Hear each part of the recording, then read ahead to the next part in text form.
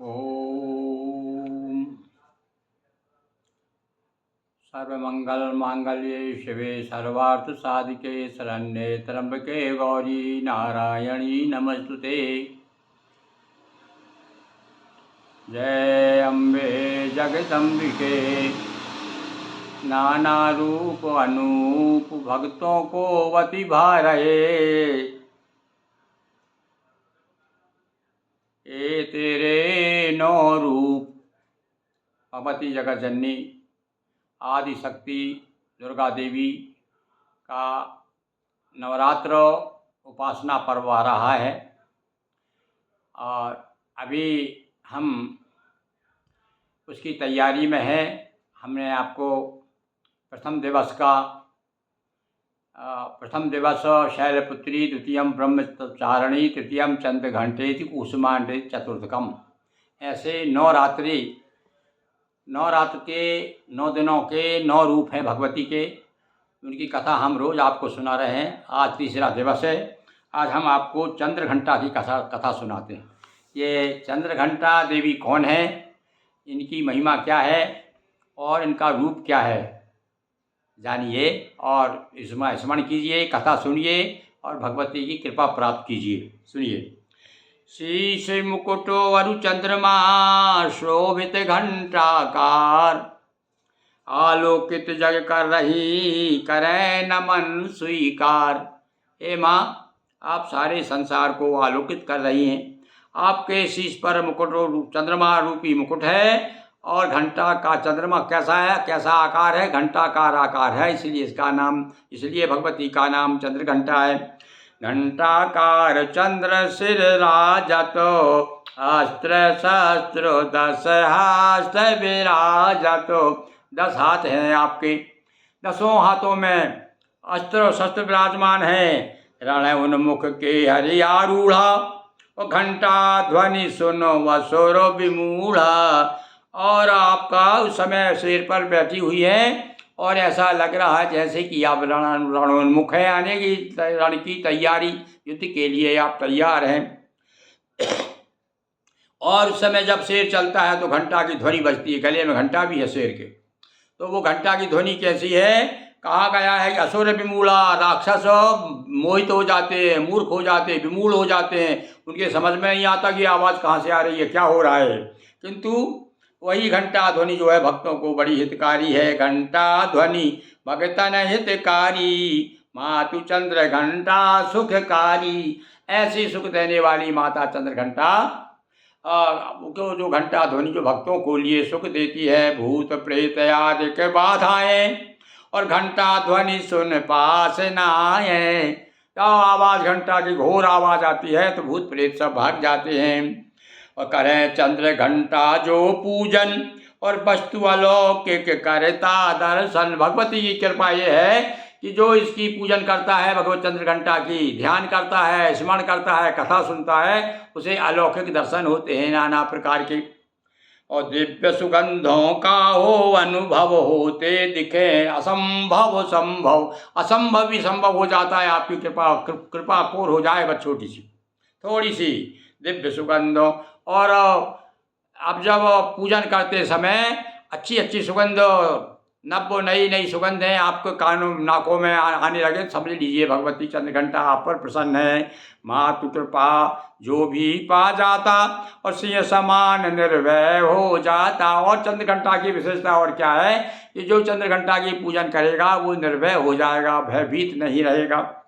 शरणागत जो करे माता जी का ध्यान, तेज पुंज स्वर मधुरता नित्य हो यह कल्याण। और क्या क्या होता है भैया चंद्रघंटा की पूजन से?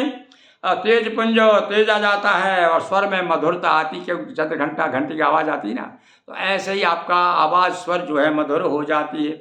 इस प्रकार से नित्य कल्याण करने वाली चंद्रघंटा के विषय में आज हमने चर्चा की। बोलिए चंद्रघंटा महारानी की जय।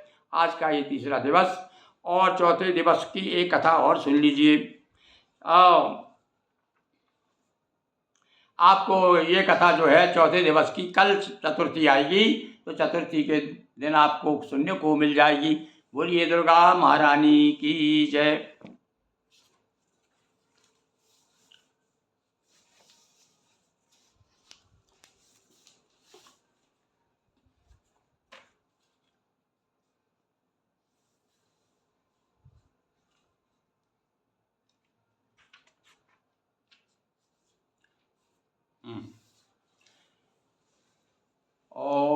गणपति गुरु हिम गिरिसुता गोस्वामी गिरिजेश सहित शारदा नर्मदा आए हृदय प्रदेश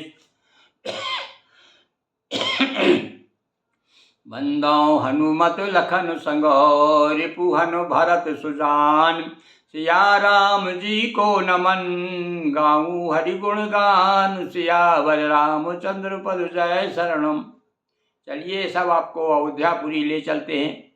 और भैया इस समय अयोध्यापुरी में शोक छाया हुआ है। सारे अवधपुरी के सारे नर नारी बहुत दुखी हैं। जिसने भी सुना है वही विलाप कर रहा है, अरे क्या हो गया, क्या होने वाला था, हे विधना जान चाहे थे आकाश को ऊपर उपठे पाताल, वो स्थिति हो गई। शाम को तो राज तिलक की तैयारी हो रही थी, सुबह होते ही वन की तैयारी होने लगी। अब राम जी कह रहे हैं माता का अपनी माता से कि हे माँ, जो अपने माता पिता की आज्ञा मानता है, मातु पिता का लिखा है कि धन्य जन्म जगती तलतासु पितई प्रमोद चरित सुन जासु। वह पुत्र धन्य है जो अपने पिता को संतुष्ट करता है।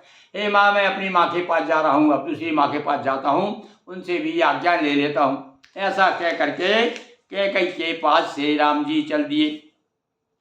आय सुपाल जन्म फल पाई, आयो बे गई हो रजाई, विदा मातु सनयावो मांगी, चले हो बनई बहुर पग लागी। हे माँ, मैं विदा ले आता हूँ माँ से, और फिर तुम्हारे प्रणाम करके तुमको प्रणाम करके फिर मैं वन में चला जाऊँगा, तुम चिंता मत करो। अस कही राम गवन तब कीना, भूप शोक बस उथल।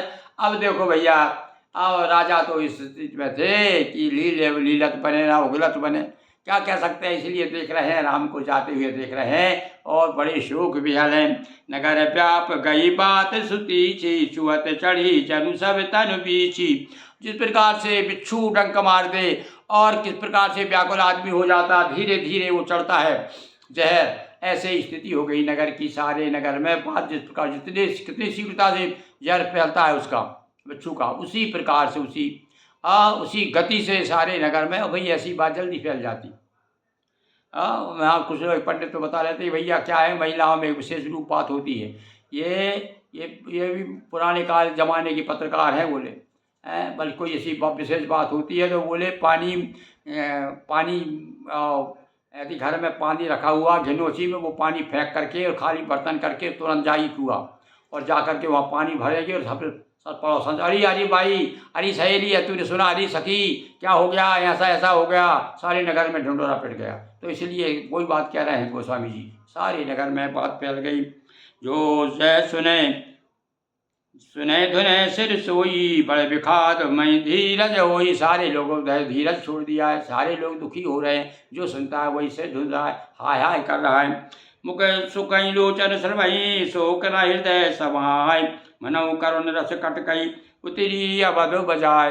अरे गोस्वामी जी कहते हैं इस समय तो भैया करुण रस जैसे बह रहा है, जिस देखो उधर सबके आंख में आंसू है, हाय हाय कर रहे हैं, रो रहे हैं, एक दूसरे से जा करके घर से निकल के दूसरे को चर्चा कर रही, तुमने सुना क्या हो गया, अरे अपने राम जी तो वन को जाने वाले हैं, उनका तो वनवास हो गया, घर से राजा ने निकाल दिया है, नाना तरह ये बात कर रहे हैं लोग। तो इस प्रकार से पूरा नगर जो है शोक मग्न है। चलिए अब आगे क्या स्थिति बनती है कल हम सुनाएंगे। बोलिए सियावर रामचंद्र की जय। यदक्षरं पदं भ्रष्टं मात्रा हीनं भवेत् तत्क्षमतां देव प्रसीद परमेश्वर।